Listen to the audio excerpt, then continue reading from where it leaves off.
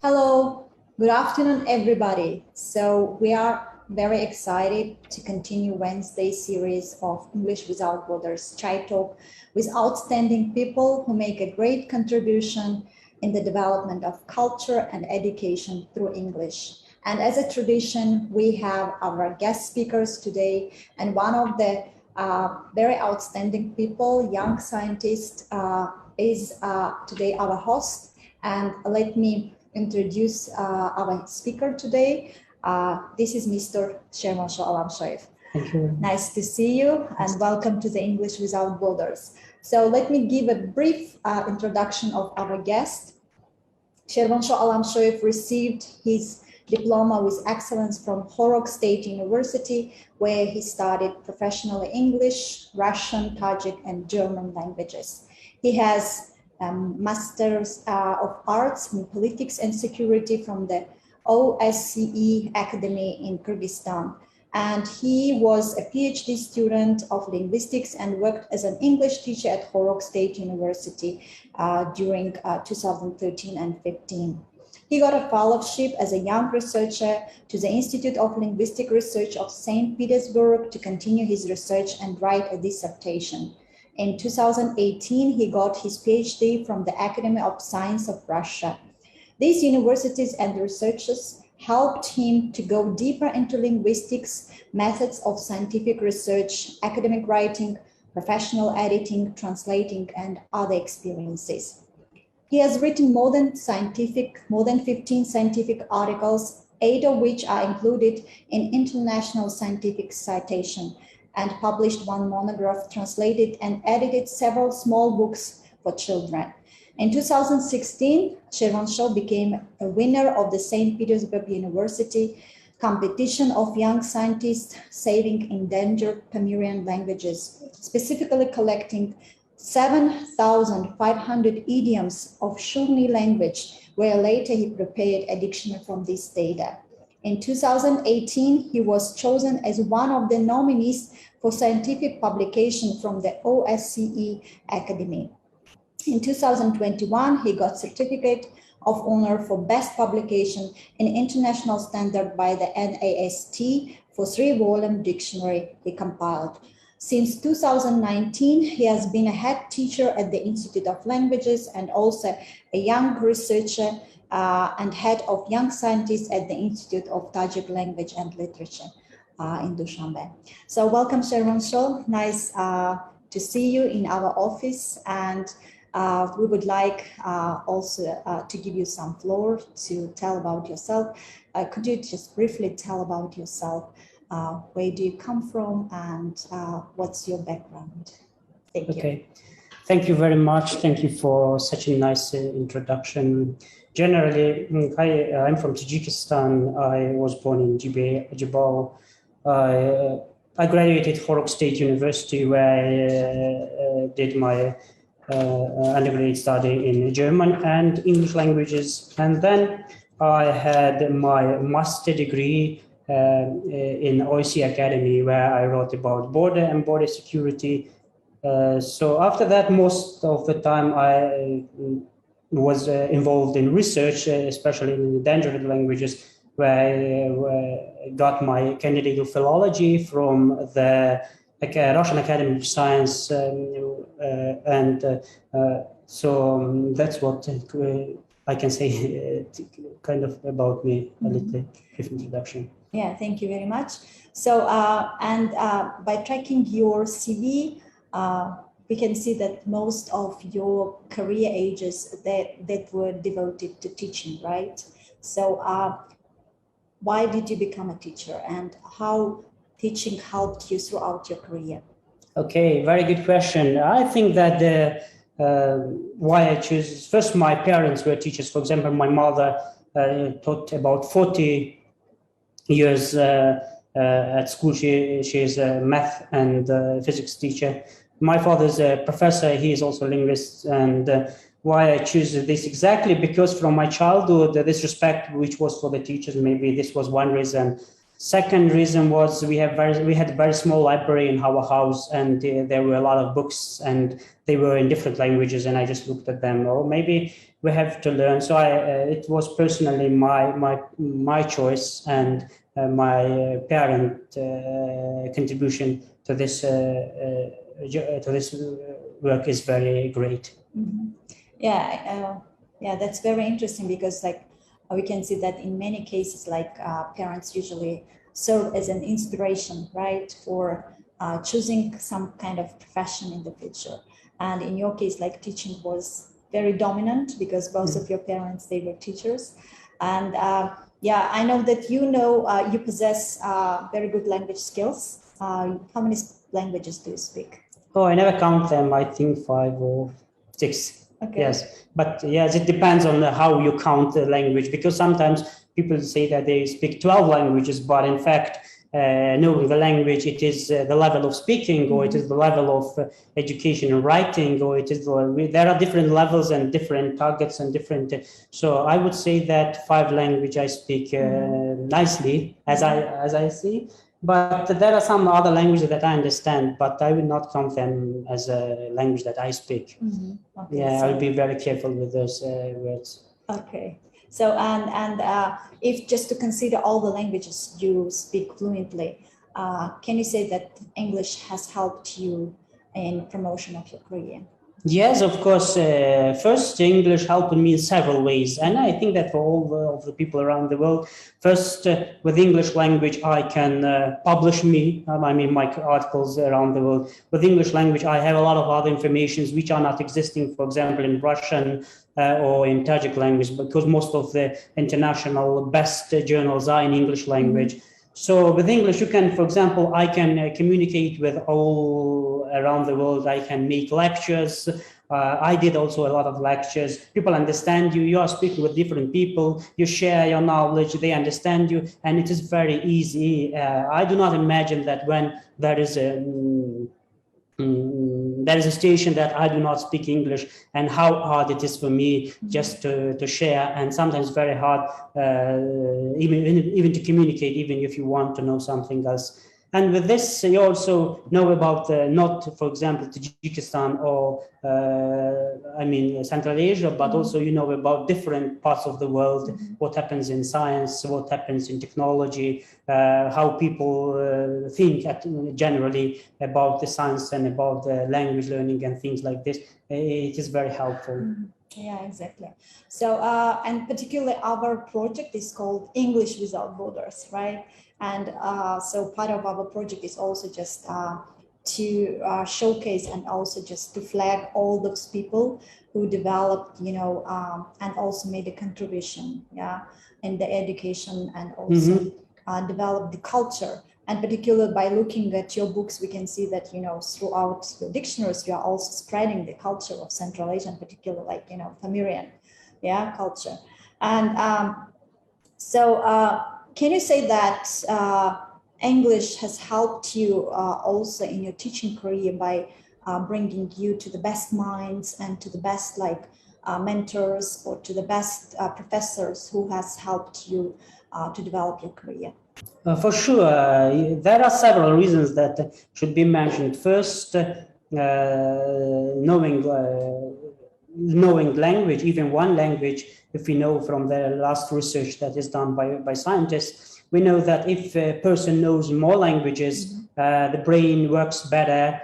Because if you just, for example, some people say that, I think in Russian, or I think in Shughni, or I think in Tajik, it's absolutely wrong, I would say, because we are not thinking in any languages, because the system which is existing in our brain, they are different, two separate different things. So we are, if you just look at the deaf people, they do not have language. I mean, it's a method, but if you just go deeper, you see that your thinking is absolutely have different system. And language is a system inside the system. So this system helps you a lot. It helps you to develop analytical skills. It helps you to develop thinking skills. It helps you to develop, for example, if you just look at the if you go more deeply into linguistics, for example, most European languages, they are COV, kind of, if you just look further, this is a linguistic term which means subject or object verb, yes. And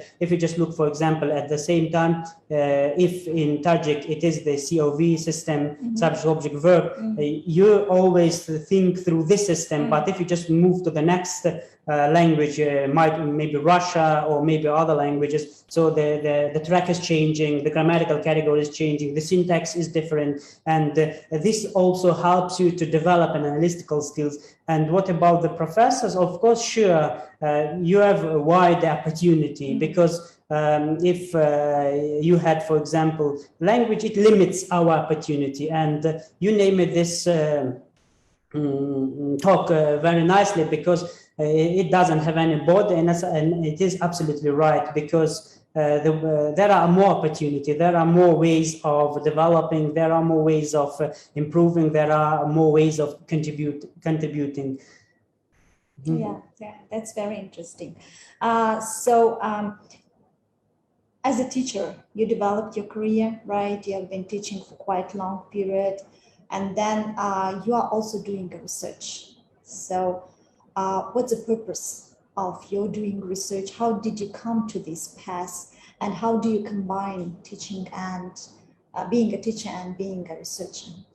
You know, what is a teacher? Teacher, I would say that teacher, he is a person who always develops, who always studies, who always learns, and who are all the time they all try to do something. It's the mind of researcher also. For example, a researcher, it's very interesting. You are a little bit curious about something else, and then you develop it. For example, if you just look at the way that, for me, it was always interesting. For example, why the languages are very different. When I was a child, it was from my childhood, but now I understand that there's questions which were in my very small child's mind. I mean, I got it that so why we speak, why we use, for example, those phonetical symbols, not others, and why we do meaning. For example, if you just look at the phonetical symbols or at language, you will lose whatever existed there. I mean, if we say just sounds, they mean nothing for us. And if we just go deeper into the science, then you will understand that there is something that should be followed. And why I came to this one, I came to this purposefully. For example, if you just see those dictionaries that are here, first, I just tried to understand what is human, what is a human mind wants generally, and through this we always move forward. We try to find ways how to learn, for example, language better, what methodologies can be used at learning the language. And for example, if you just look here, when we were Shughni language, from one side you are developing this language, you are documenting it. Second good reason of kind of making research, it is because most of the people, they can just use and they check the words they learn with this Tajik language, English language, Russian language, and other languages. So another reason might be this European languages reconstruction. If we talk about the reconstruction of European languages, we say that there are missed data existing there, especially those Iranian languages. I mean, 40 Iranian languages which were lost, and Pamirian language who are still alive. We have to keep those languages. We have to develop those languages, and also it helps us. Kind of, if we are very different, it can make us more interesting. Then we are just kind of simple, speak one language, one way of life, and it is a little bit boring. Yeah, I understand. And how do you combine? Because like in many people's understanding, like being a researcher is just being fully absorbed in doing research, in collecting data, in doing field trips and everything. And being a teacher, how do you combine them? And do these two different, kind of fields help you to deeper understand both of them, and also just, to involve both of them in developing your professional career and also just, in developing your personal character as well?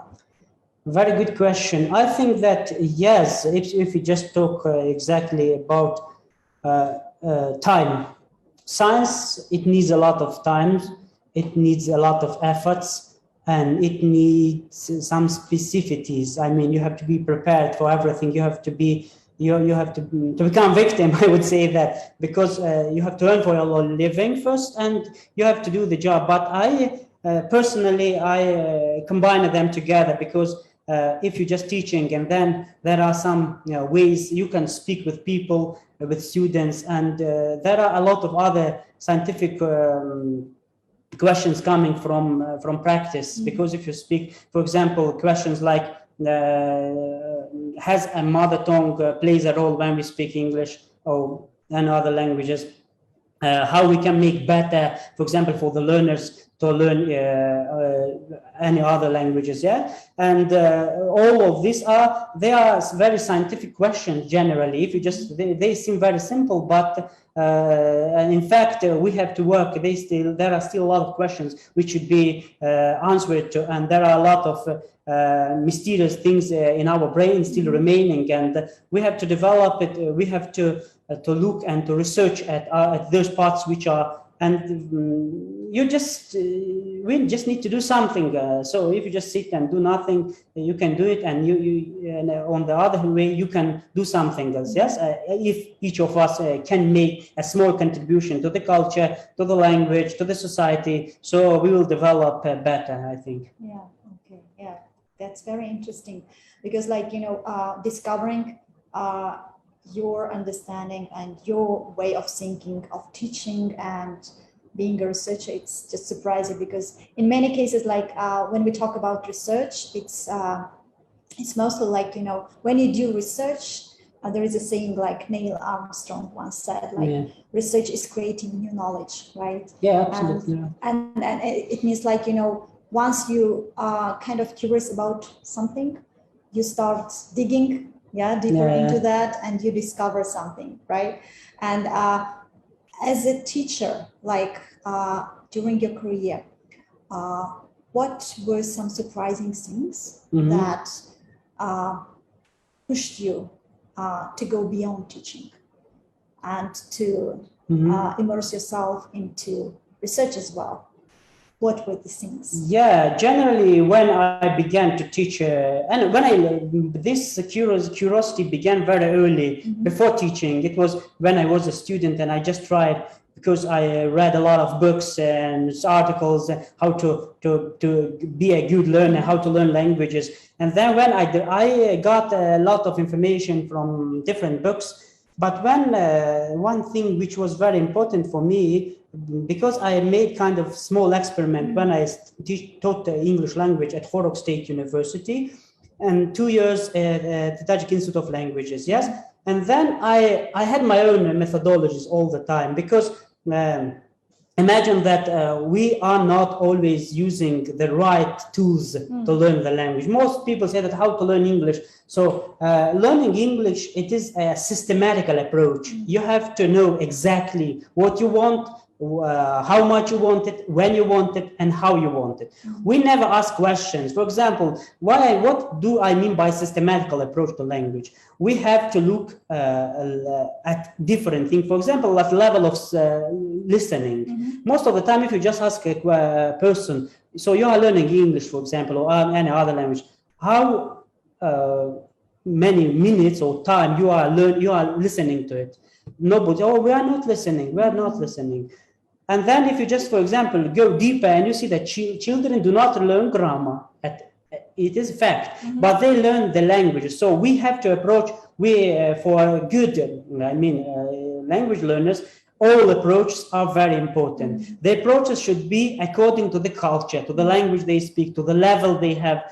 And it depends on the way, even the grammatical category. Those are very specific things. We do not pay attention to them as a teacher, but they are very important. For example, most of the time you just compare the grammatical system of, for example, verb of English with Russian or with Tajik.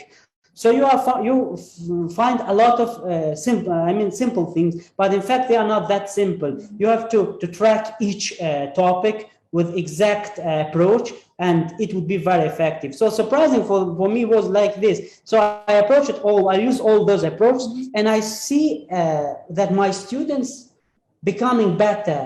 I use all the approaches, and they surprised me because they could, their progress was very good. So, but why it was good?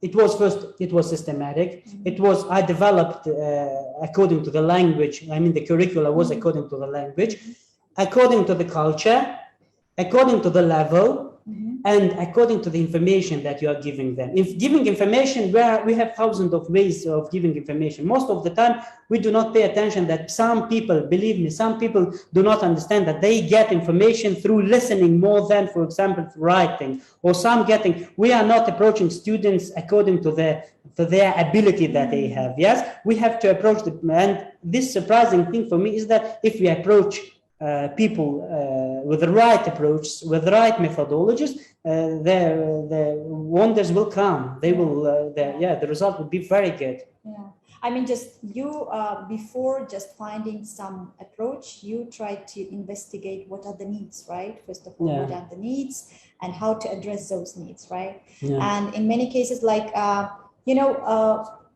throughout our project, we meet with different teachers, and many teachers, like, they ask a question like, okay, how to boost students speaking in English? Because, like, students in many cases, they are in the higher classes, like, in the high school, like in the grade 8, 9, 10, 11. Most of them, like, they are not fluent in English, but at the same time, they want to improve English. And the teachers don't know how to boost their speaking skills, because teachers really want the classes to be interesting, but they don't know how to approach. Maybe if you have some of your tips that you could share, and also just, give some tips for the teachers, that would be very good. For the teachers, I said that we have to work with listening, writing, reading, analytical skills, and all skills. So for the speaking, let's say for the speaking, first they have to listen. This is very important for speaking. Because people are not listening, but they would like to speak. Second, it's not just speaking. Speaking comes after that. Second, they have to speak, because it's not because of the brain, but the articulation system, our mouth and the lungs and things. We have to get adjusted to the language. Yes, for example, Russian, we have different sounds which do not have in Tajik language or in English, for example. That for us it is easier a little bit because we have this phonemes and then other, but it is very different. So this is the second thing that the learners should know, that they have to writing. Now we have one problem with students. Oh, I already know those things. Why I have to write them? But imagine that if a student do not write with his hands, there's motoric system which is in our brain. If you don't write, you will not speak. Most of the people who are just good speakers, they write a lot. This is the next thing for speaking. The next thing, you just speak up. Do not be afraid of making mistakes. Everybody makes mistakes, but if you do not mistake, you are not improving. It's one thing that we have known. By mistakes, we are developing. It's the second thing. And if you do nothing, you will not make a mistake. So this important thing that you have to keep in mind. And for example, for vocabulary, most problematic sphere that we have, people learn vocabularies, and after 1 day or 2 days, they say that, oh, we already forgot those words. So how we can approach them? Mostly, first, because we are not connecting this linguistic nest or semantic space. So if you just learn, just use a context learning. So do not give, for example, take dictionary and just learn them by heart. This is first thing that you have to know. Second, language learning, if you just see some good announcement which says that, English language for 22 days or 82 days, please do not believe them. It never happens. First, it is not that simple because the system, you have to learn the system. Imagine that there is a bicycle. You have to know everything about the bicycle, and then you will know how it is functioning. The same with the language, but language is a system of a system, which has a lot of exceptions, which has the system. You have to learn the system. And if you just move with this one, you have to repeat it. You have to repeat it, and you have to find, So process of learning. The next thing that we are making mistake during the language learning, we stop learning. For example, we learn it 1 month or 2 months, and then we left, and then 1 year we lost. Why? Because if you would like to learn the language, just learn maybe 1 hour in a day, and then do it throughout the year. Just do not stop it. Do not study 5 hours in a day. Just study maybe 1 hour in a day, and that's all. So if this is a process, you are thinking about it. The nature of human, it's very different to understand. Sometimes you learn something better. Sometimes you do not learn it. Sometimes you don't have mood, because our brain, it's not just learning vocabulary. It is also feelings.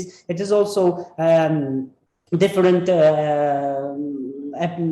factors which are influencing us. So it also we have to know ourselves. The human nature is very interesting, and we have to consider our human nature during those tips and approach to the students. And writing also, free writing, free reading, and the grammar also, to learn grammar, do the grammar, check your knowledge, and then you will get better and better day by day. Yeah, that's very interesting. And I completely agree with you. Like, there cannot be one separate approach to language, and also just so while learning a language, they should be kind of integrated approach, to different skills like speaking, reading, listening, and writing. And most of the time, like we usually just go about like learning a language, and in many cases, like our previous guest, Mr. Jamshedov, also emphasized, like reading a book, reading a book, authentic book in English, like helps also to learn the system, the structure of the language, and the style of the language more better, because like these books are mostly written by native speakers. And also there is a kind of research was done, so in order to keep your brain like active for a long time, and also just to kind of to push your aging, it's always better to keep your mind active by reading, by doing exercises and everything.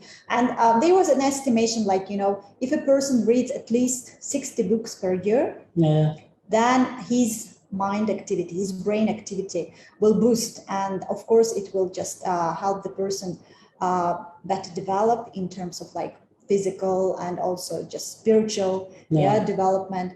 And in your case, what would you recommend for a better language possession, like for learners and for the teachers? Because like teachers or learners, they should always be learning, right? Always be in discovering new things, in learning new things. And as for you, what would you recommend? I just divide the language learning into several parts. First part, if people do not know the small things, most people, they begin from zero. They have to know first the phonetics, then how to read, and then if you just, for example, give them a very boring lecture on to read, mostly when we are becoming kind of good readers, when we already know the language. If we are not good readers and if you don't know the language, we cannot read that much, because it would be very boring and we just threw it. So first step that would be, we have to calm down and just to look at the level which is existing. And with this level, we can work further, yes? And imagine that a student or people do not understand very simple thing, and you are talking about the high linguistics or applied linguistics or semantic or cognitive linguistics, he will never understand it, and also in English language. So because of this, we have to follow up all the steps We have to know that exactly this systemic approach that I told you, yes, for the children, the motivation, there is everything should be here. For example, motivated people, they have to know that for what purpose they are learning English. They are learning English for being a translator, or they are learning English for just to speak with people. They are learning it for the job, or they are learning it for the reading. So there are different targets, different approach, different people, different goals, and so on. So especially as a standardized one, I would recommend to work from a very simple beginning from phonetics, because Soviet scientists were not that stupid. If you just look at this methodology, and if you just go further, it was very good. It helped people to develop, their skills. And from other hand, if you just look, for example, at most European scientists at their work, because they do not pay attention that much to the grammar, they pay attention more to the next approach, which is you have to speak the language. Yes, both approaches are very good, but you have to be somewhere in the middle of them. You do not forget about the grammar, because the skeleton of the language, and it makes the language learning easier. And you have not to go far from the practice, which is the European scientists mostly they develop. And it's also our brain, because if you just look at the last finding of scientists, our brain, generally human brain, it needs a specific approach to each thing, how we learn, to what extent we can learn, what kind of information do we need, to what extent we can process this information, and those kinds of things should be considered in language learning.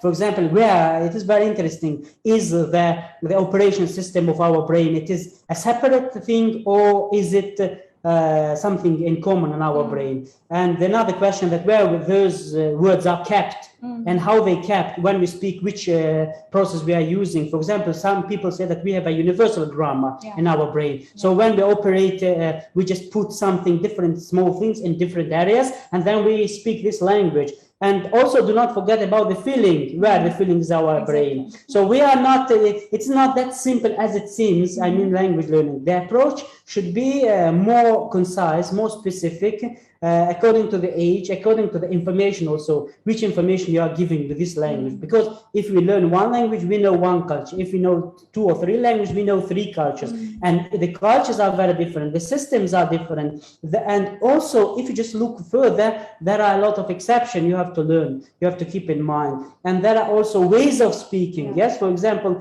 if you just translate something from Tajik into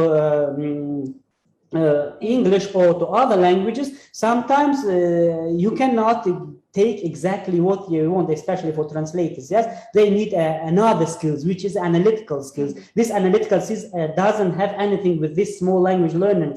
It is another approach. It needs to be developed in order to learn those things. So this approach will help people to learn better, to understand better, and to develop better. Yeah, thank you very much for such a nice discussion. Please, dear followers, English Without Borders followers and audience who are watching us live on Facebook, please put your questions in the chat box, in the comment box, and we'll just pass them to our speaker today. And so we are also going to address the questions which are asked by our audience. So Sabri is asking, what would be the best way to preserve the endangered languages like Badakhshani languages? What do you think of influencing the language 2 into native language? Influencing 1, 2 into native language. Okay, very good question. First, how we are going to develop and to keep, we need to preserve those languages for sure.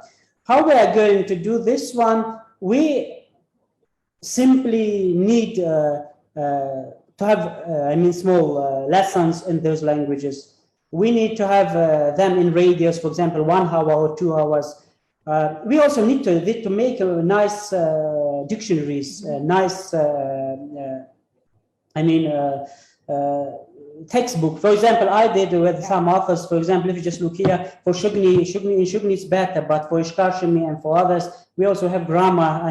It is better. We just need to preserve them, and also preserving them is very important when we talk about Identity, yeah, talking about identity. Identity, from one side, it is identity, from other side, it is kind of looking at things with real kind of approach, yes, mostly. The real approach are making textbook, allowing people to study them somewhere, using those kind of organizing different lectures in internet or somewhere in those areas, because we do not have, for example, just Pamirian languages here. We have Yaghnobi language, which is also, and we have Ishkashimi language, which is a very endangered language, yes, and all of them need approach. And to what extent, for example, different language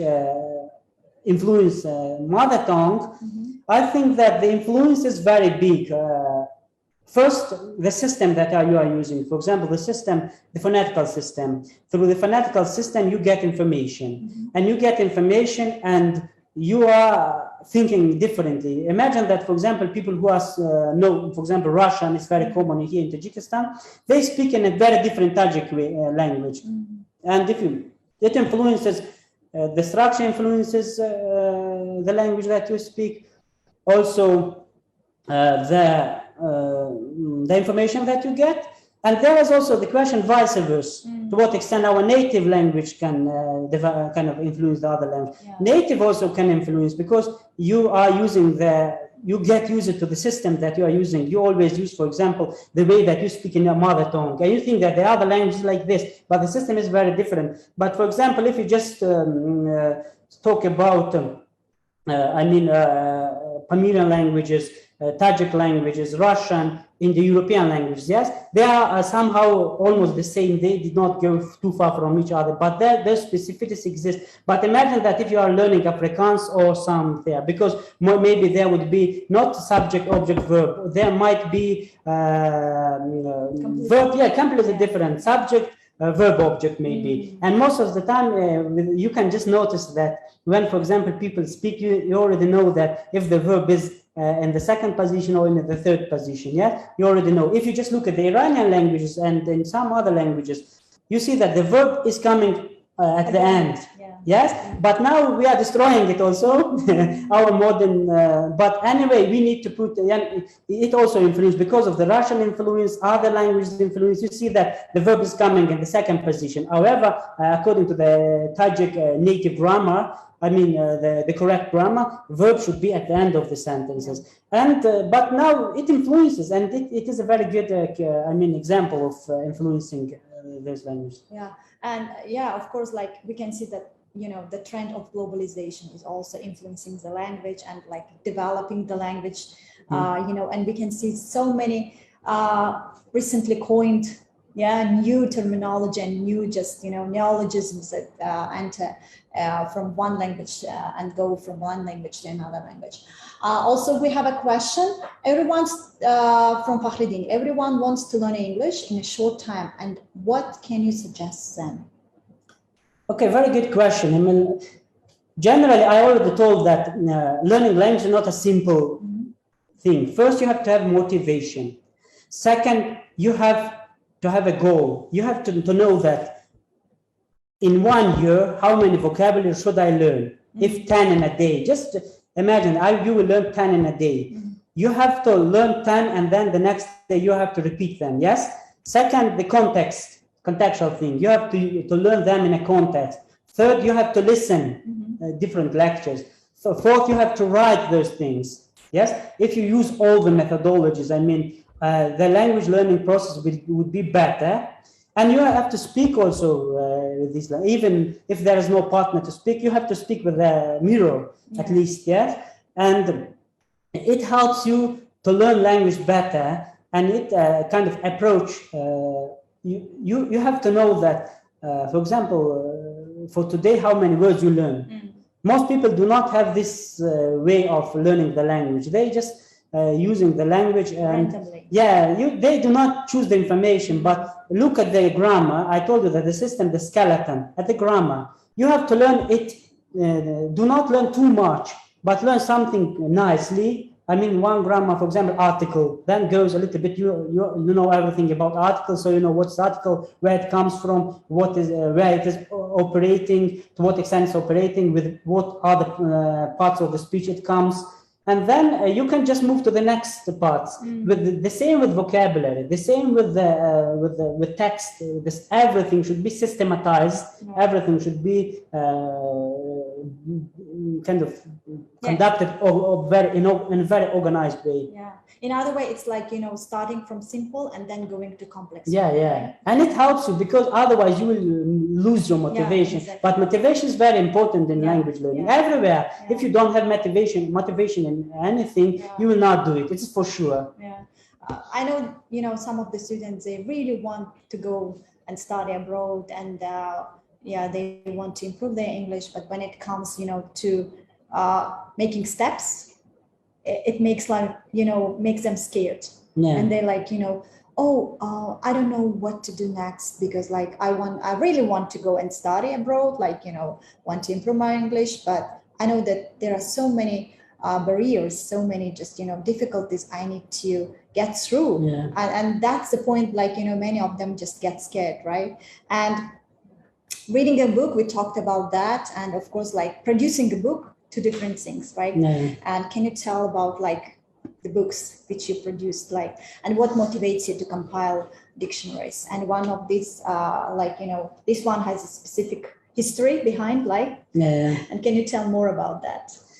Okay, thank you very much. Generally, I am very eager to, kind of, it was my personal interest. It was my interest. Otherwise, this motivation, if there wasn't any interest, I did it for several reasons. This motivation comes first because I wanted not to lose this information, because the information that we have all, the language for scientists, it is a material, it is a data. And if you use one data, it is like if a biologist, like a microbe or something else. So for linguists, it's the same.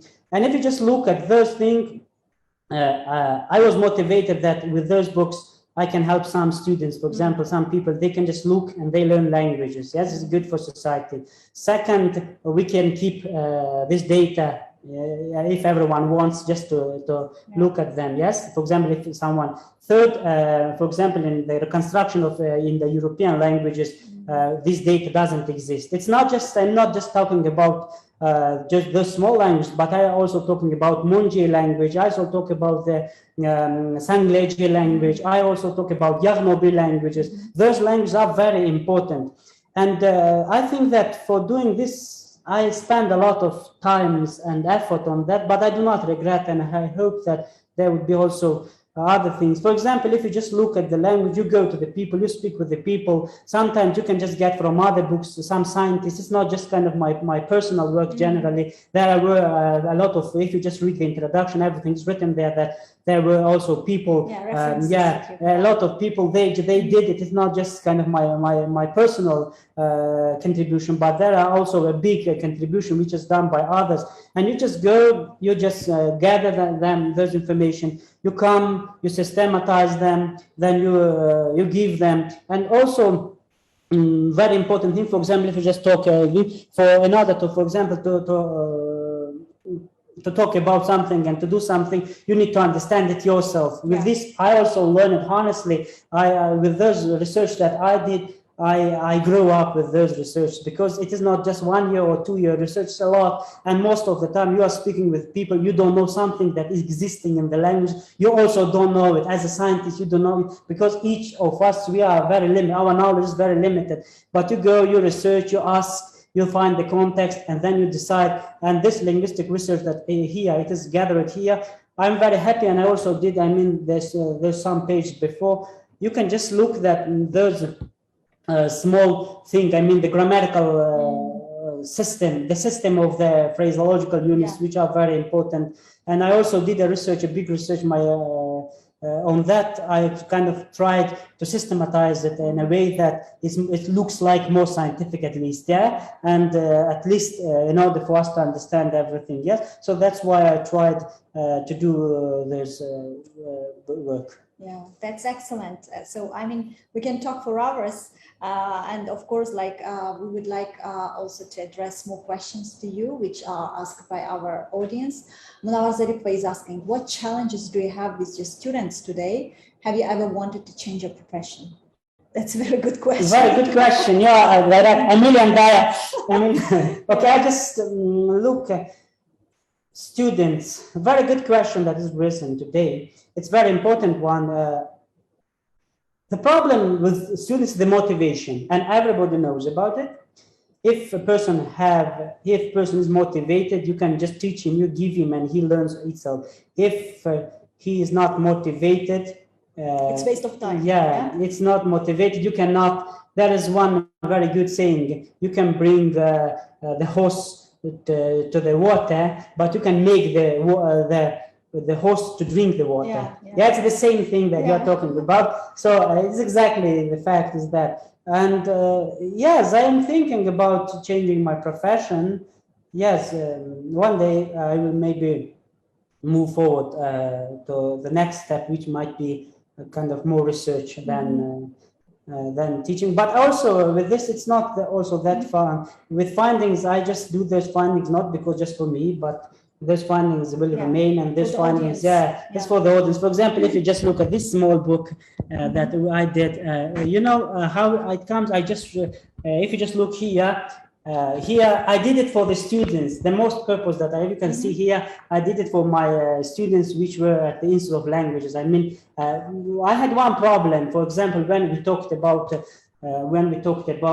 some grammatical terminology, and if you say mood, the grammatical mood, people think that is mood of the human. And if you just go further and further, and it's exactly, it was done for the need of the students. Not I just like it and then I have to write it, because it already existed. I mean, 1,000 people done it, but it was a kind of for the need of the people, for Tajik people, because if you don't know, for example, sira, or if you don't know other terminology in English, it would be very difficult for you to understand the language. So it is exactly for the need of the students. Yeah, exactly. So, and of course, like, you know, glossary, it just, today we can find lots of glossary on Google.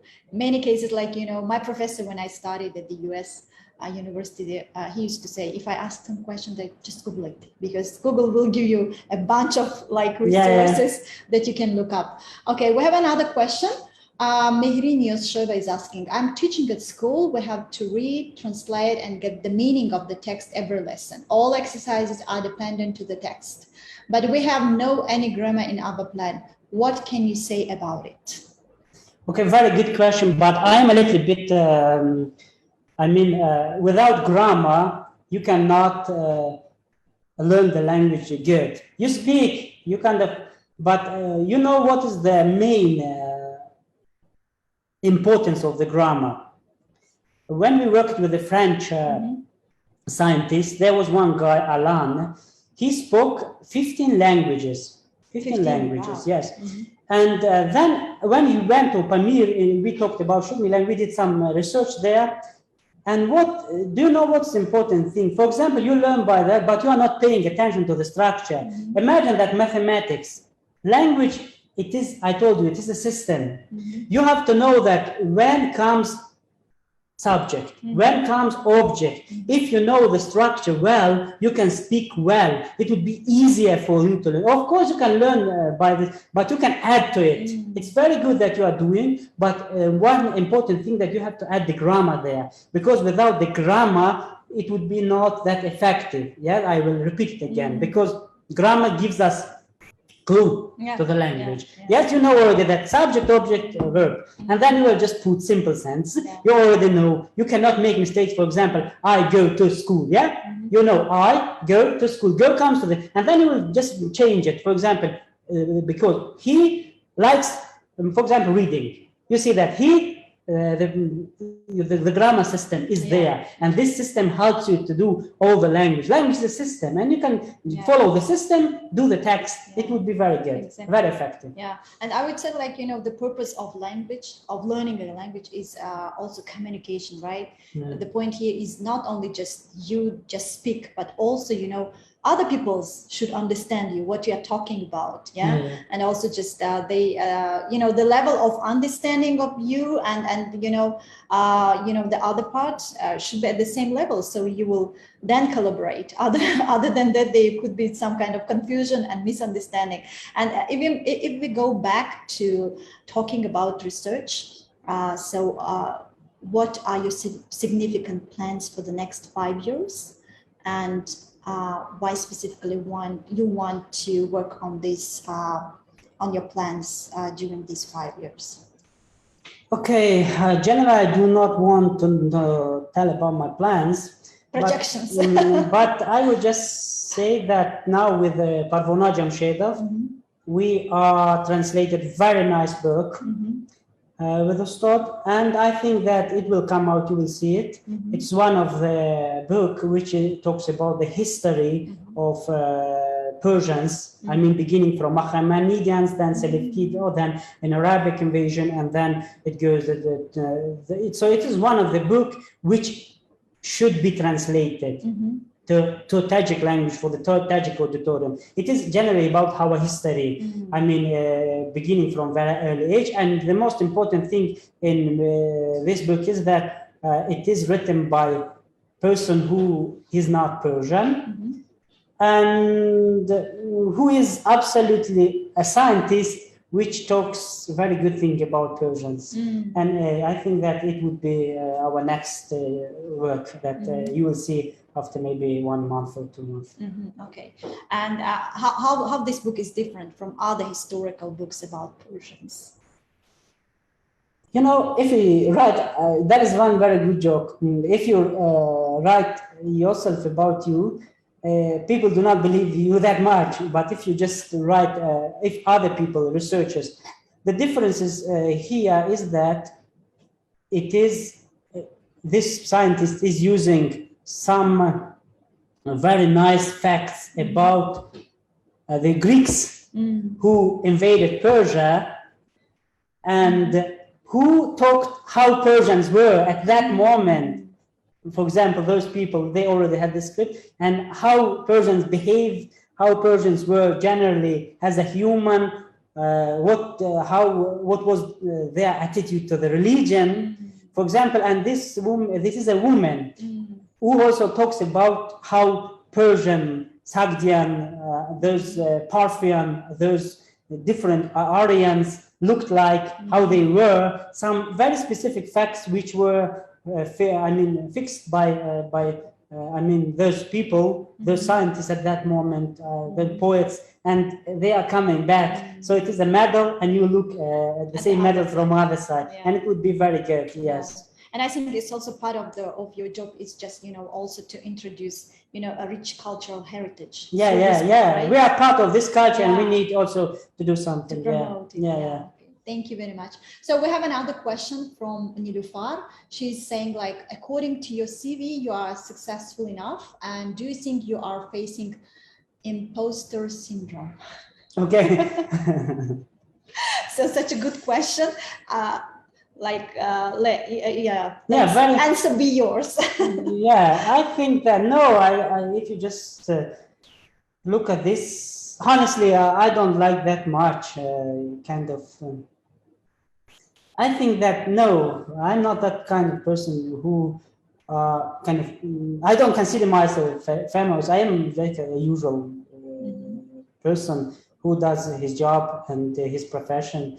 But they are inviting me, and they trying to make me famous. I think that it's not that, it's a little bit overestimation. But anyway, those things that I'm doing, it's my kind of my personal belief. I think that everything should be done. Each of us each of us has a kind of potential first, and each of us should do something in our lives. Yes, if we just do not leave something behind us, it seems that we didn't leave at all. Exactly, like you should leave something that will help others also, right? To light their way, Okay, thank you very much. We have another question.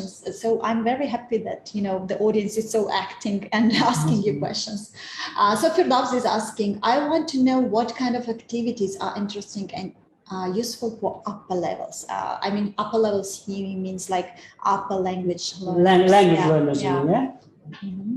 For upper levels, maybe if you know already, if you already know the language, you are already a successful person. Yeah. You reach this level. I can congratulate you.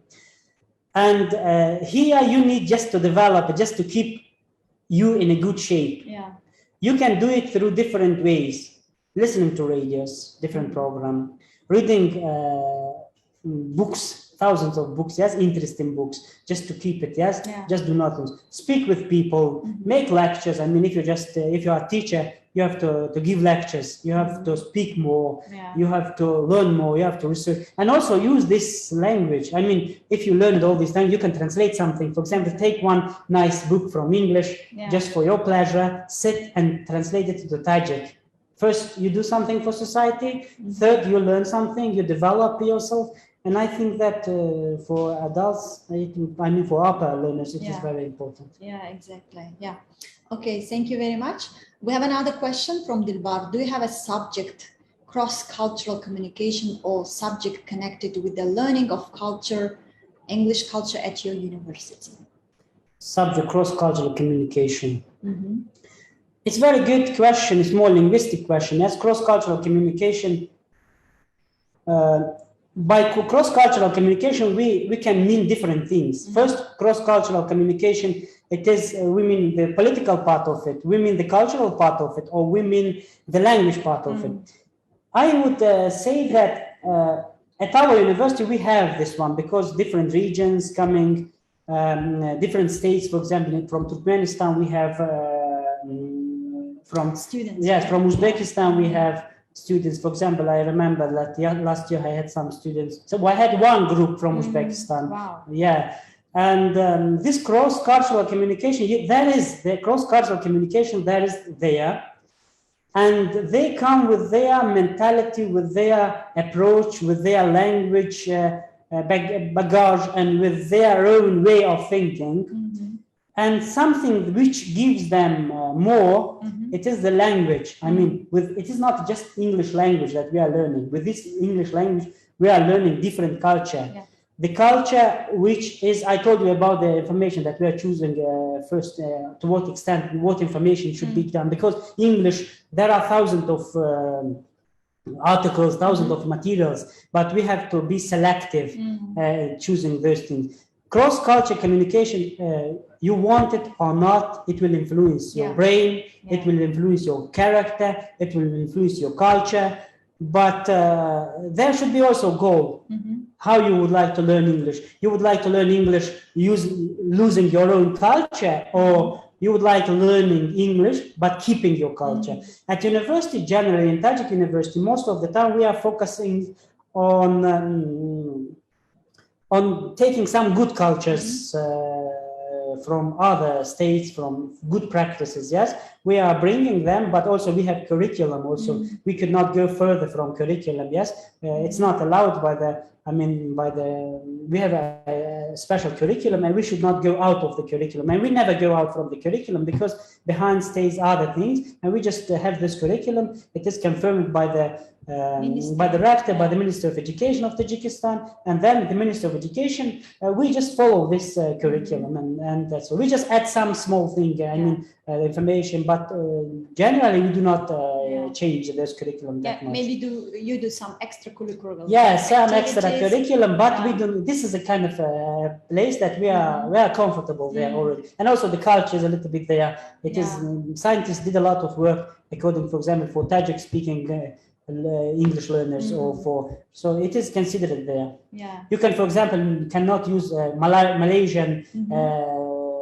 school, college English, because it is a little bit not adjusted. You cannot bring this culture to this culture of language culture. Yes, it's also very close that the cultural thing also be there. Also, it's not just learning the English language, but also learning our culture through English. Because last time I just choose some words, I mean exactly some text, and I thought that in English we have a lot of text, for example, about Sares, We have about Somoni, for example, the history of Somoni. We have about, for example, Panjakent. I just choose them from internet. They were in English, but they were about our culture. Yeah, that's very interesting. Yeah, thank you very much. And we have another question. What kind of barrier you have faced in the process of your teaching? Okay, barrier, they are existing everywhere. And in the English process of my teaching, first I said that the motivation. Yes, if people do not want to learn and you are just trying to give them what they don't want, this is the first barrier. Second barrier, I think that this is the only one barrier. If the motivation is there, if you can just do not have any barriers, because we can choose information. We are very kind of open at choosing some other information, yes, exactly, which are not aligned to our culture, but we are at that moment, we can choose other things, but the most barrier, if person wants to study, you will teach him. If you want, you do not want, and it's the most important problem, yes, the motivation one. And also barrier might also be this learning process, I mean technology-based learning. Technology-based learning is very important. For example, we have a lot of students which would like to learn, but they do not have very good opportunities. Yes, for example, you see here and other places that if they want to study, but they financially they cannot do it. Yes, it's very important. It should be mentioned that some students coming from some Pamirian part, or from Russia, or from Panjakent, or from Zarafshon, from wherever they are coming. Students, everybody was students, and we know to what extent it's difficult for them. But those centers which are helping those people, like for example, financial problem, financial problem, it also is a bad barrier for students for teaching them. Yes, because you said that go and take this book, but he can't find it. Yes, and it's a little bit kind of a little bit embarrassing, but anyway. Yeah, that's a very good point you mentioned. There are always opportunities around us, and I would recommend, the teachers and the learners not to limit themselves, but look for opportunities. There are always opportunities and books available so that they can develop. And thank you for your point. So we would like also just we have more questions, right? Okay, so Fahridin is asking, as you said, the motivation is important for every English learners. Please share with us some of the best ways of motivation which can our students use in learning English language. Okay, very good question. So first motivation that you have, go to the White House at least. First motivation you would like. So generally, it's a little bit, let's say that the first motivation that you will learn English, you will become intelligent, you will earn enough money, you will find a good job, you will communicate with people, you will travel around, you don't need translator to say what he said or what you said, and those things. You will learn abroad and study there. Yes, for example, you can get a scholarship, go to Europe or to America and use this opportunity and learn this language. Also, linking to the dreams, right? Yes, the dreams that you have, it is our life. We learn it's not because we like English very much, because of this opportunity, this motivation that we have. And for example, let's learn Afrikaans.